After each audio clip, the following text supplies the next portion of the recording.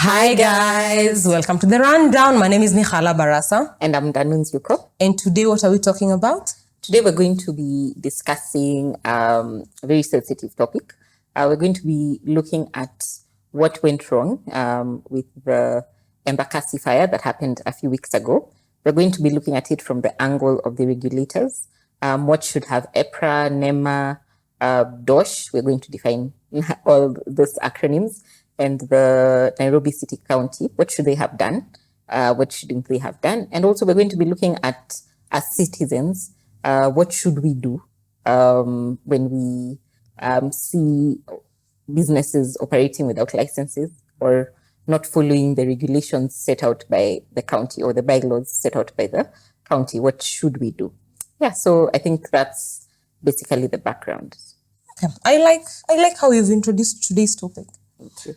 So maybe just to give a little bit of background, if you guys have not been watching the news, and I hope you have, there is a fire that happened in Embakasi a few weeks back, around the 1st of February. And the damage that fire left and caused claimed at least 6 lives. And I think they're talking in numbers of maybe around 200 people were in hospital, recovering from injuries. Like the total number of people affected was over 700 because settlements went down, people's businesses, because a vehicle exploded with gas tanks in it. So what we are having a conversation around today is trying to establish how, first of all, because that fire happened, what is it that went wrong, as Ndanu said.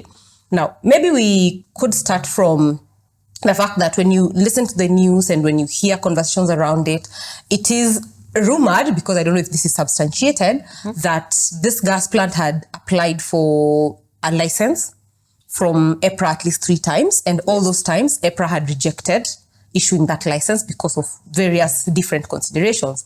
But then what is happening is they still went ahead and operated the business, because it is also rumored that the business had been there for 7 years.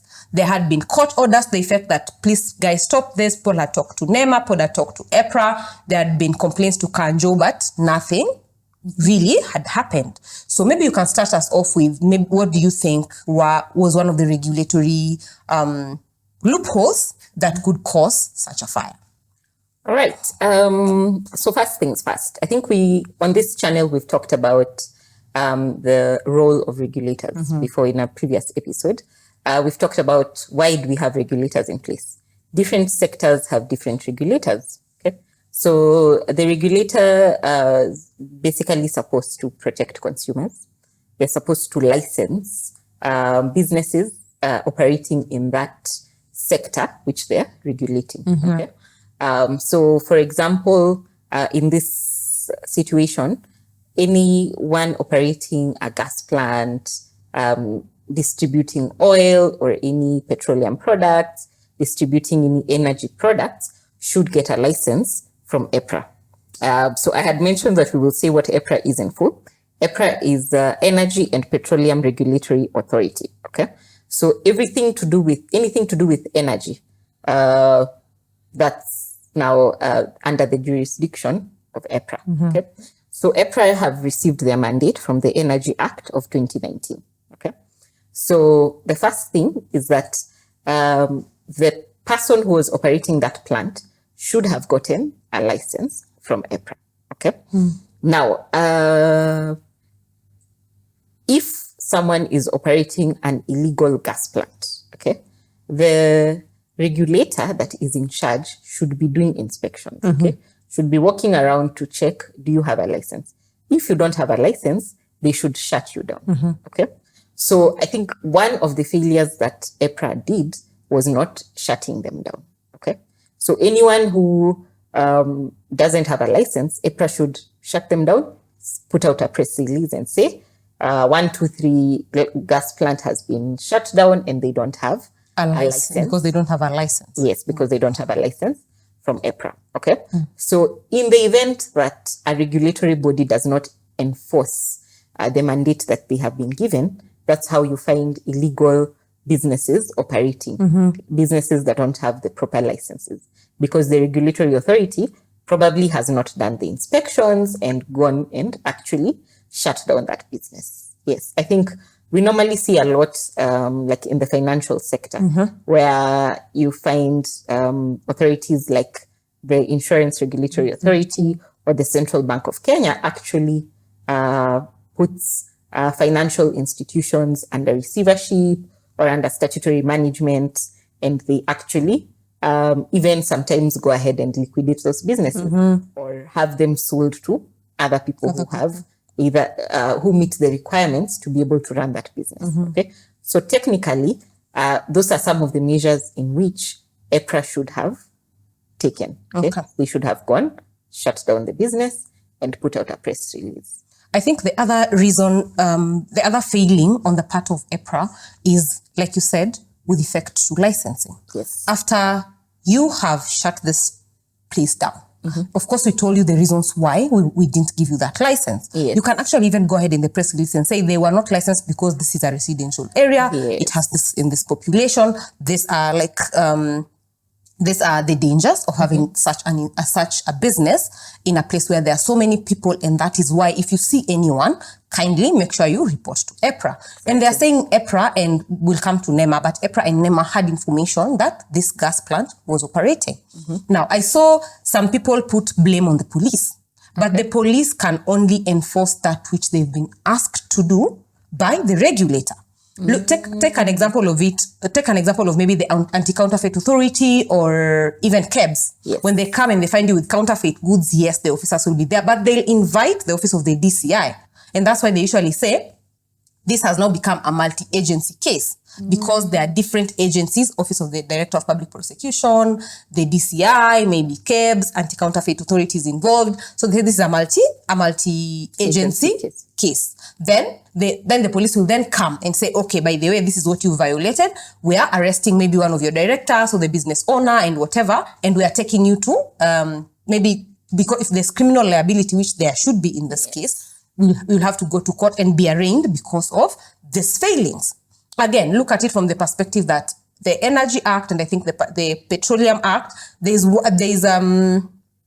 a tribunal. I don't know, I think it must be the Energy Tribunal. I have to check. But there is a tribunal in one of those acts. Yeah. Again, if you've seen these people have not complied, meaning they've not had a license, what then can that tribunal do in the way of issuing orders to stop you? But they say there were court orders, there was what, but these people were not budging. Yeah. Then there is also a lag on the part of, now when we say the police, because there's an order. Why aren't you coming to enforce that order?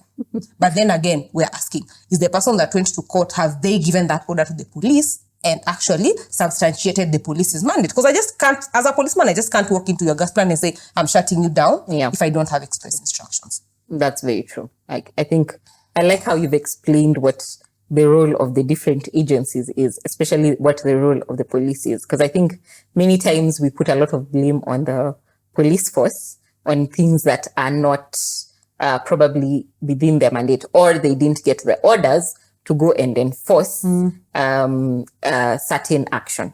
Yeah. All right. I think we basically touched on what were the feelings of EPRA. Okay. So question, what was the feeling on the part of NEMA? Okay. So NEMA, the mandate of NEMA NEMA is the National Environmental Management Authority. Yes. And the mandate of NEMA comes from the EMCA, Environmental Management and Conservation Act, which basically establishes NEMA, it establishes the tribunal and establishes what NEMA is supposed to do in the event of, if we narrow it down, such instances, like if I'm trying to come up with a gas plant, then what does NEMA do? Now, I remember when I was very new in practice, this is a very long time ago because I'm really old.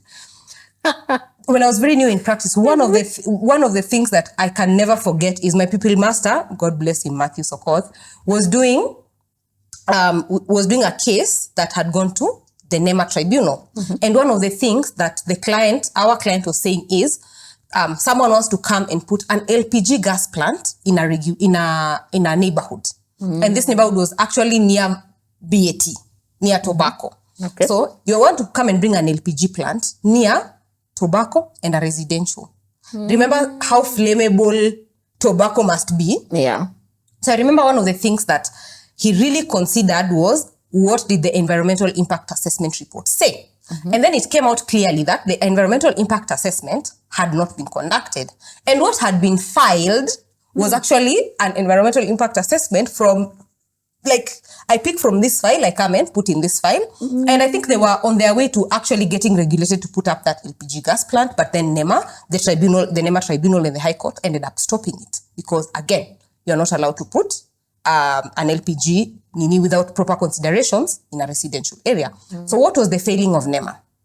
First of all, are we aware that NEMA conducted an environmental impact assessment? I think yes. Why?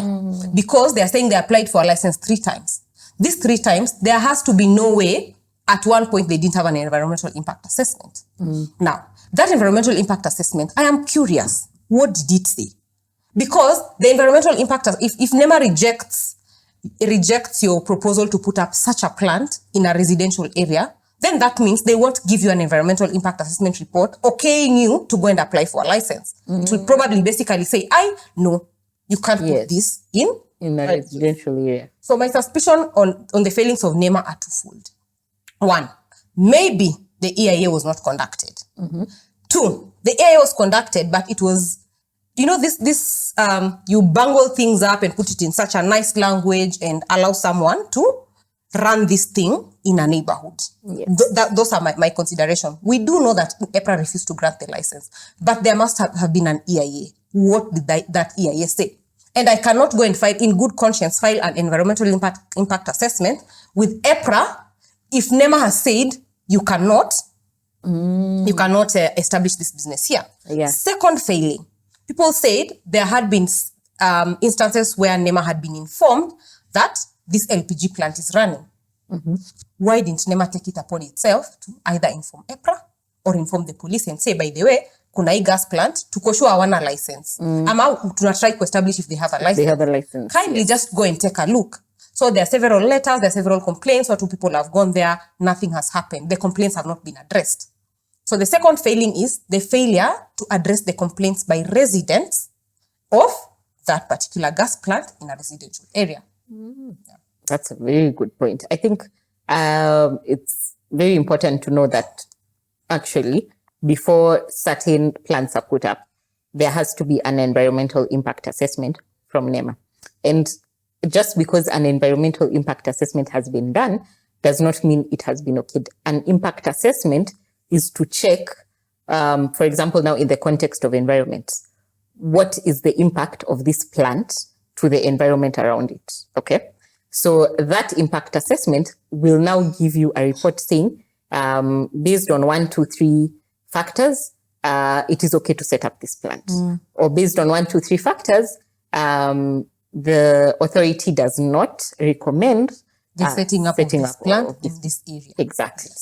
Yeah. All right. Thanks. So the next area now is the next regulator that we're going to touch on is DOSH, the Directorate of Occupational Safety and Health. Okay. I know for a lot of employed folk, you know about DOSH, yes. DOSH and OSHA, You know about, yeah. So OSHA is Occupational Safety and Health Act. So basically, the OSHA laws and regulations are in place to guide the safety of workplaces, basically, in short, okay? So when you look at the act and the regulations that supplement the act, it basically outlines in a workplace the distance like that should be between desks, how many washrooms should be there in an office. For example, if you have 20 staff, how many washrooms should there be to serve those 20 staff? Water, the supply of water. Hygienic standards. Exactly, yes. And also what kind of trainings do you need to do for your staff for them to be able to have a safe work environment? You know, things like cable management. I know you walk into some offices and you find cables going all over. Yeah. Yes. Yeah, someone's laptop charger is running from one side to the other. So when you pass, you can drop the laptop and yourself on the floor. Exactly, yes. So that is a health and safety hazard in the office. So it's good to know that there's actually a directorate that is in charge of making sure that your workplace is safe. Okay. So, Mihala, in this case, what was the role of DOSH? Okay, so my understanding of it is, if I am running a gas plant, remember this is flammable. I don't know. LPG literally means liquefied petroleum gas. Yes. Like, this is gas we are talking about. Now, when I look at it and when I think through it, I might not have gone through the DOSH Act comprehensively, but when I look at it is, do you have the right cylinders? Okay. Probably, are they the right size? Is the sealing okay? Do you probably they probably need to look into issues of fire, because I know the fire licensing is a mandate of the county government, and we'll talk about that. But then again, DOSH can come in and say, okay, you don't have a fire extinguisher, you don't have, are the exits proper? Is there clear aeration? Because again, remember, it's gas. Yes. So if, like you're saying, the distance, if the gas escapes into the air, are there enough windows to kind of allow that gas to go out before anything happens? Before anything happens to the staff members. Yes. Aha. So you've had that. So it really doesn't matter the size of your company or your business. You need to make sure that you're complying with the regulations set out by DOSH. Okay. No matter how small your company is or how small you want to say your workspace is. I know most of the time a lot of startups don't follow DOSH. They don't have a DOSH certificate. Yes. So you need to make sure that you actually provide a safe environment for your staff. And when you do that, you also create a safe environment for your neighbors, okay? Because the neighboring community around you, in the event, for example, a fire was to erupt, then it would also affect the neighboring offices or residents near your offices. Yes. So that's why it's important to comply with DOSH. Okay. It's also important to train your staff. So you need to train your staff in the event of a fire. What do you do? Yes. Okay. Because there are different types of fires. Okay. And there are different types of fire extinguishers to put out different types of fire. And depending on the equipment that your office has, or whatever plant you have, then it also determines the type of fire extinguisher that your office should have. And how big it is. Yes. So some things are very important to actually just make sure that even you're safe, because it's not even just if you're a selfish person, think also about yourself. Exactly. You know, what if you're in the office and something happens? And this is gas. Yeah. This is not like, we're not talking about bags of sand here. Exactly. We're talking about something that is highly flammable. Flammable, yes. And actually, one of the things that DOSH usually expects is you need to do a self-assessment. You need to do a self-assessment. Look at what are the various equipment that are used in this office. Okay. We have laptops, we have computers, you have servers, you have, for example, if it's in a kitchen, you have gas cooker, you know, what type of fire can actually occur based on the different type of equipment there. And with different types of companies, now, especially if we go to things like manufacturing, gas plants, you also now have to consider what are you storing in your premises. Whatever you're storing also determines how much aeration you should have, and how, in terms of like what Mihala had mentioned, are there escape routes? Okay. Are they open? They've not been sealed. You know, sometimes you have exits or escape routes, and you find boxes have just been put there. Yeah, and I said fire exit. Yeah, but you can't exit. You can't exit. There are boxes there. Yeah. Then it beats the purpose. Okay. So you need to be doing regular self-assessments to check whether you're actually compliant with those regulations that DOSH has set out. Yeah. Okay. So the next authority that we're going to talk about is the Nairobi City County. Okay. And what was the role of the city county, the county government? Okay. Now. I have my war on this part.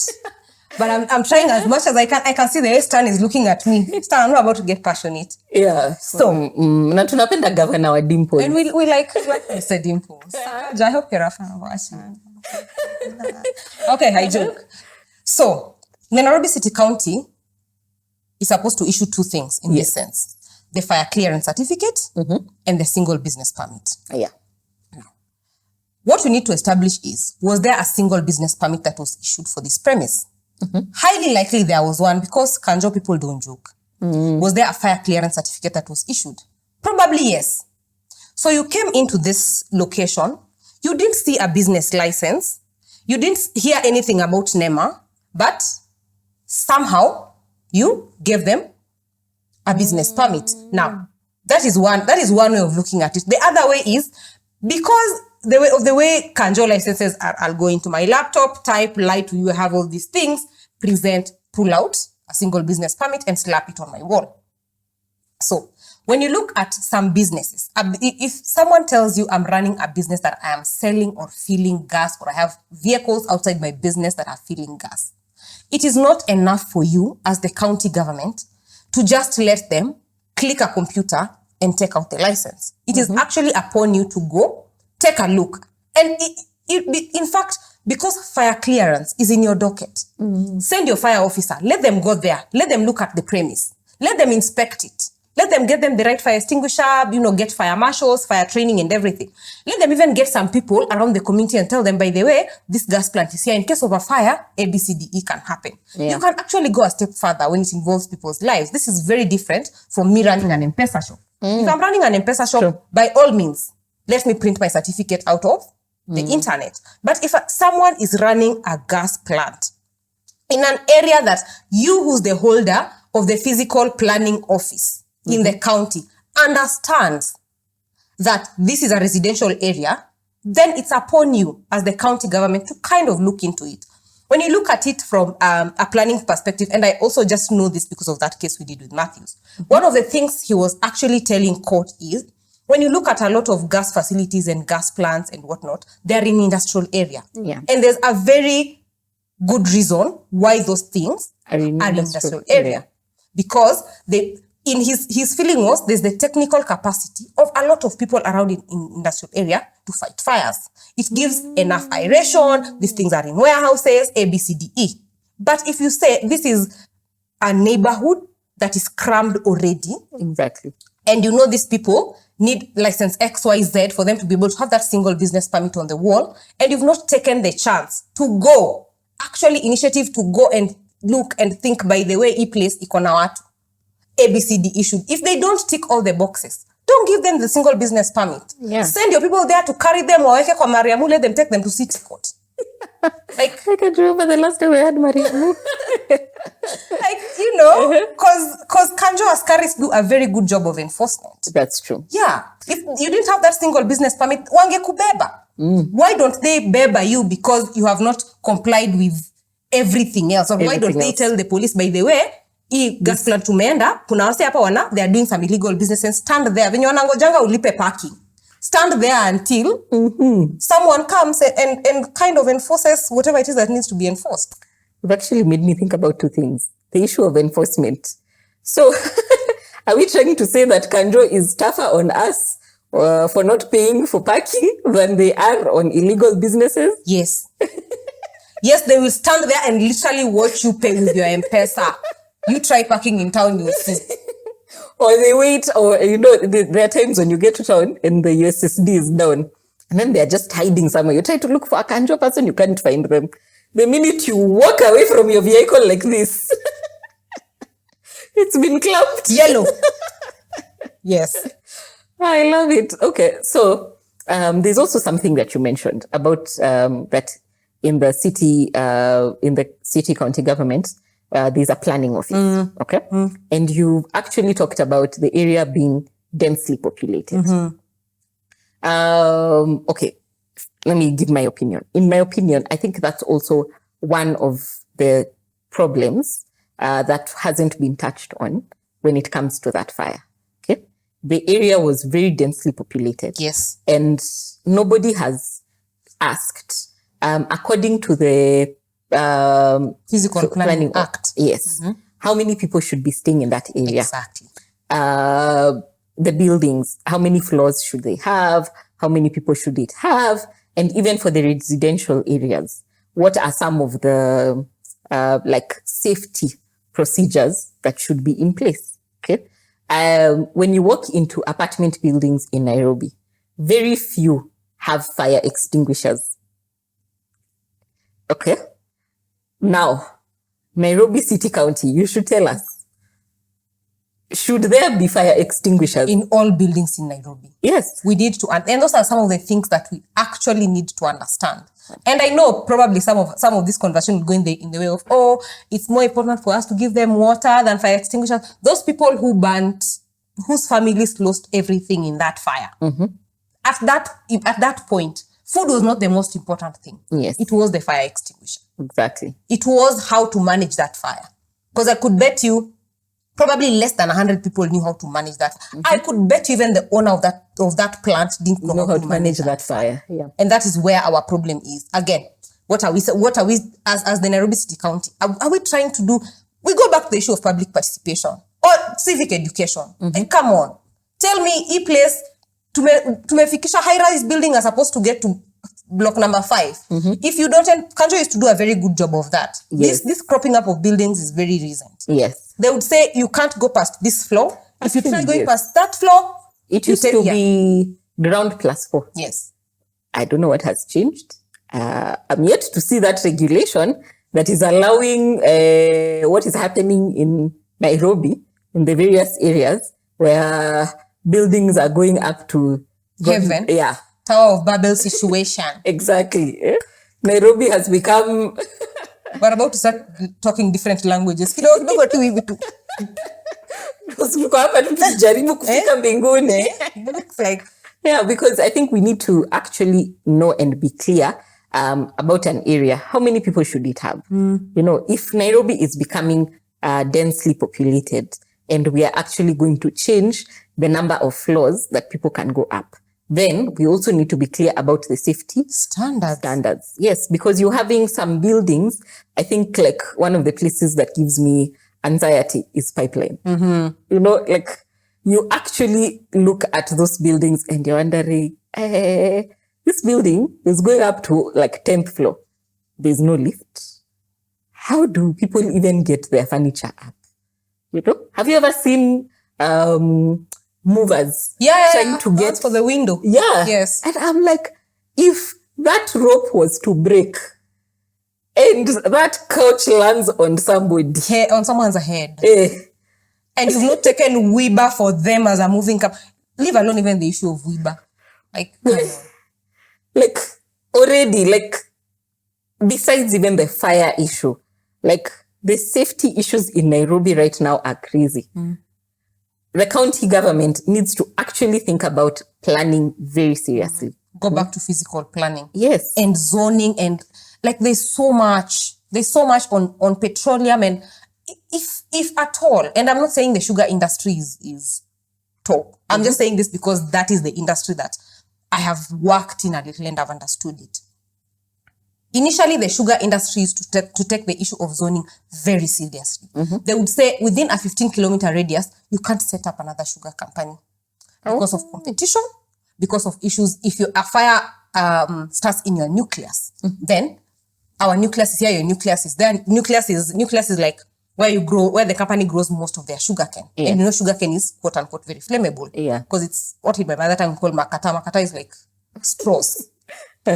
So if these straws catch fire, and then your next nucleus is there, that means you will burn tracts and tracts of land for people. Yeah. And that was one of the issues why the sugarcane zoning was such an important issue. Nowadays, they try to play around with it, but initially they used to be very strict on it because of one, safety, and two, competition. The Nairobi City County, when you look at issues of petroleum, like we wanauza gas, they can find 5 places, all of them storing and selling LPG gas. Yeah. I could bet you none of those 3 shops probably have never been visited by a fire safety officer or a NOSH officer or anyone from the Nairobi City County, really. Yes. At Nilisema, I am selling chewing gum on the website.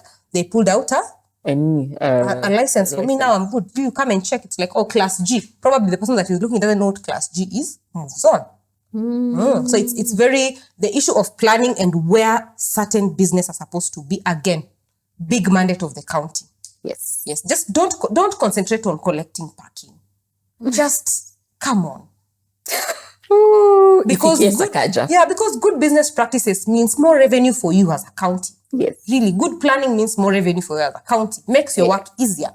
If we are not dealing with the Embakasi fire, probably, I don't know, now you would have collected more parking fees from Kenya, from non-suspecting Kenyans. Lakini sasa your mind is now thinking about other things. Yeah, your mind is now thinking about other things. You're thinking about, like, EPRA now is thinking about how do we clean up this situation. Even in their statement, when they released the statement, it was more of, we've been warning them, we've been saying, we rejected their licenses, we didn't know this was happening. You know, if you reject a license, it comes with a warning. And then what happens after that? And then? But hiking fuel prices, you can hike. You can overcharge us.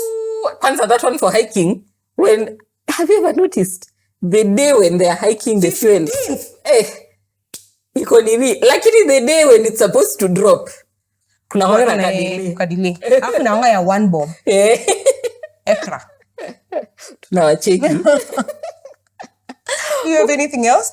Not really. I think we've basically touched on the various regulators that were involved in this issue. Probably we need to talk about the social aspect to it. Yes. As residents of a certain area, as you've seen, in Africa, we are on our own. We most of the time are, by the way. We are on our own. We are on our own. Anyway, it is said that is why Africans are religious. So, where? We are on our own. So I think it's important for even us as citizens to actually take the initiative to report situations that are illegal. For example, if in your neighborhood, in your estate, you have someone who is selling gas from their house.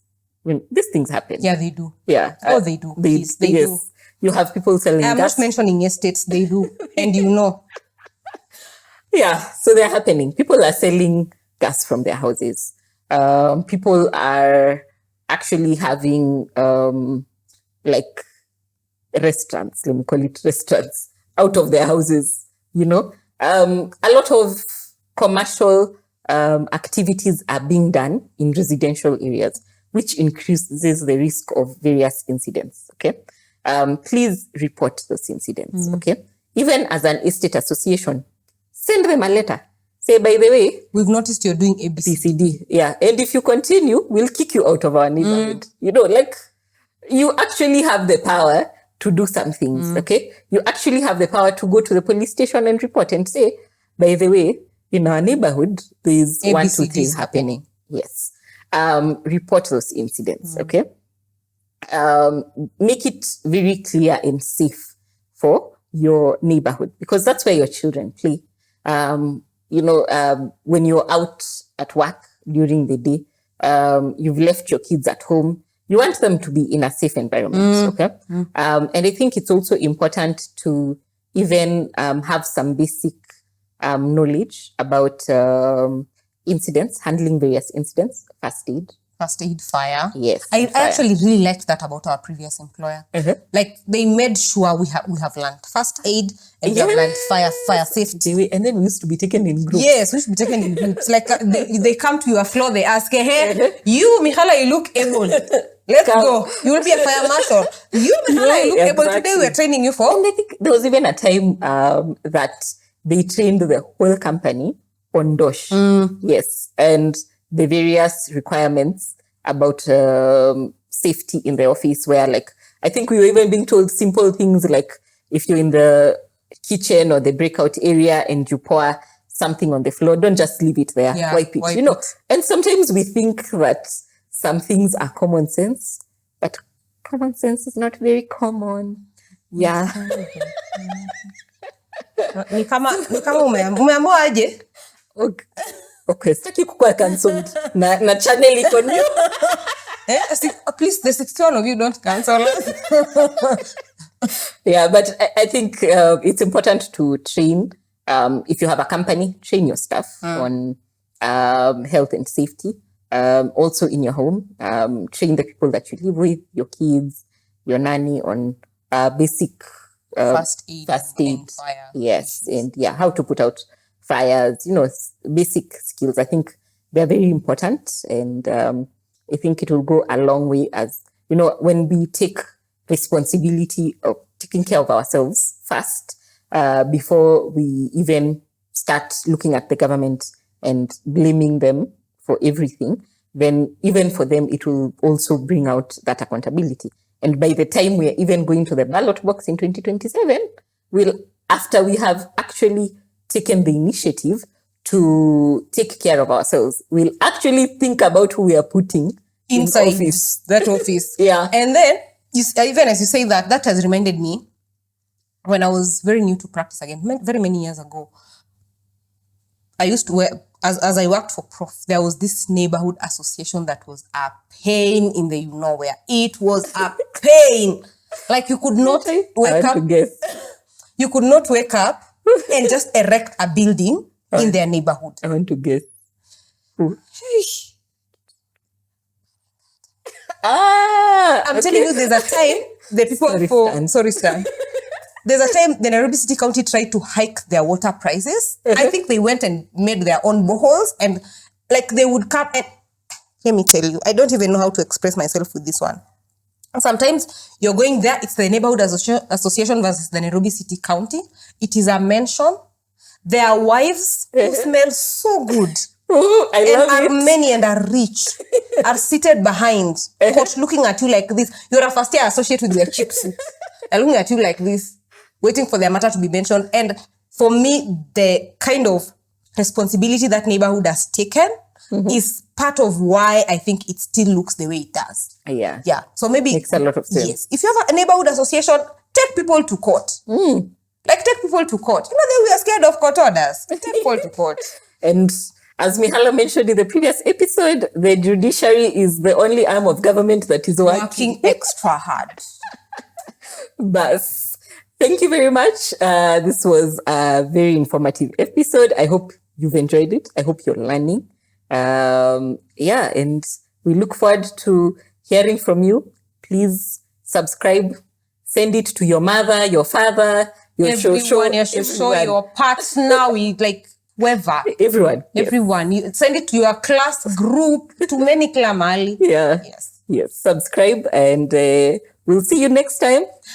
Bye.